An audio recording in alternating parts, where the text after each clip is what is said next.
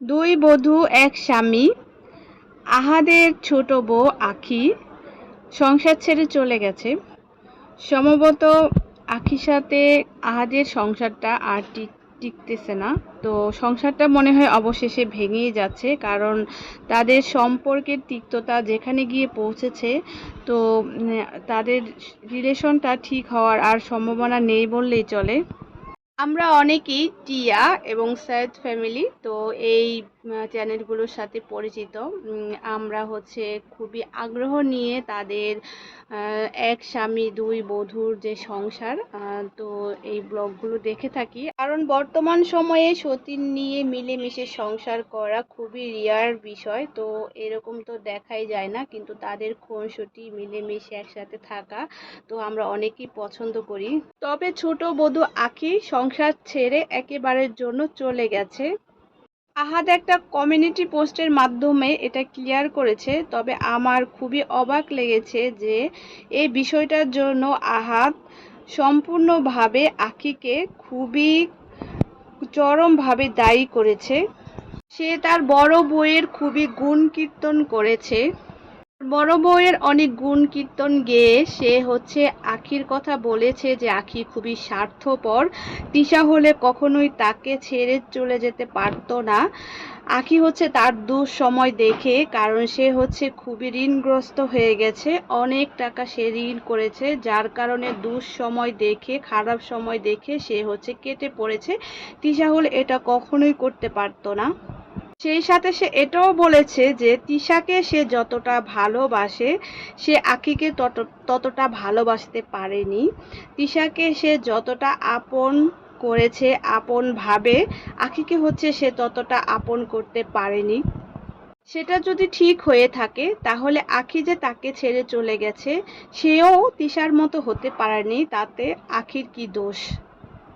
আহাদ যদি এখন পর্যন্ত আখিকে তিশার মতো করে আপন করতে না পারে, তিশার মতো করে ভালোবাসতে না পারে, তাহলে আখিও আহাদকে তিশার মতো করে এতটা ভালোবাসতে পারেনি। এটা হওয়াটাই তো স্বাভাবিক, কারণ হাজবেন্ড যদি দুই বউয়ের মধ্যে পার্থক্য করে, হাজবেন্ড যদি দুই বউকে দুই রকম ভালোবাসে, সেক্ষেত্রে তো ছোট বউয়ের মান অভিমান হতেই পারে, সেক্ষেত্রে তো ছোট বউ মন মালিন্য করতেই পারে। আহাদের প্রথম বউ দীপাও কিন্তু এভাবেই একদিন সংসার ছেড়ে চলে গিয়েছিল। তারপরে হচ্ছে সে আহাদকে ডিভোর্স দিয়েছিল। ঠিক একইভাবে আখিও এখন সংসার ছেড়ে চলে গেল। এবং আমি যতটুকু জানি যে আখিও হচ্ছে এই সংসারে আর কখনোই ফিরে আসবে না। সম্ভবত তাদের মধ্যেও ডিভোর্সটা হয়ে যাবে। তো আমার কিন্তু ভীষণই খারাপ লাগতেছে, কারণ তাদের হচ্ছে একটা সন্তান আছে, একটা ছেলে সন্তান রয়েছে। দীপা এবং আহাদের ঘরেও কিন্তু একটা মেয়ে আছে, ওর নাম হচ্ছে আকসা। আকসাও কিন্তু ওর বাবা মার অনেক আদরের সন্তান ছিল। তো আকসাও কিন্তু ওর বাবার কাছে থাকতে খুবই পছন্দ করত, কিন্তু আকসা কিন্তু এখন আর ওর বাবাকে সব সময় পায় না। এখন আখিও হচ্ছে আয়াসকে নিয়ে চলে গেল। এখন যদি তাদের মধ্যে সেপারেশন হয়ে যায় তাহলে আয়াসও হচ্ছে তার বাবার আদর থেকে বঞ্চিত হবে, কিংবা যে কোনো একজনের কাছে যদি থাকে তাহলে একজনের আদর থেকে বঞ্চিত হবে। বাবার কাছে থাকলে মার আদর থেকে বঞ্চিত হবে, আর মার কাছে থাকলে হচ্ছে বাবার আদর থেকে বঞ্চিত হবে। আখি এবং আহাদের রিলেশনটা যে পর্যায়ে চলে গেছে তাতে হচ্ছে তাদের রিলেশন আর ঠিক হওয়ার সম্ভাবনা নেই বললেই চলে। তবে আমরা সবাই চাই যে বাচ্চাদের জন্য অন্তত তাদের সম্পর্কটা ঠিক হয়ে যাক।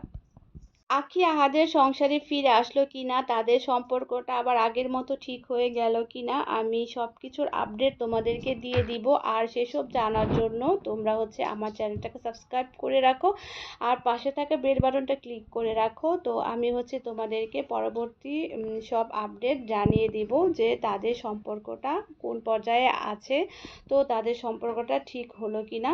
তো যাই হোক, আজকে তাহলে এ পর্যন্তই। সবাই ভালো থেকো, সুস্থ থেকো। আল্লাহ হাফেজ।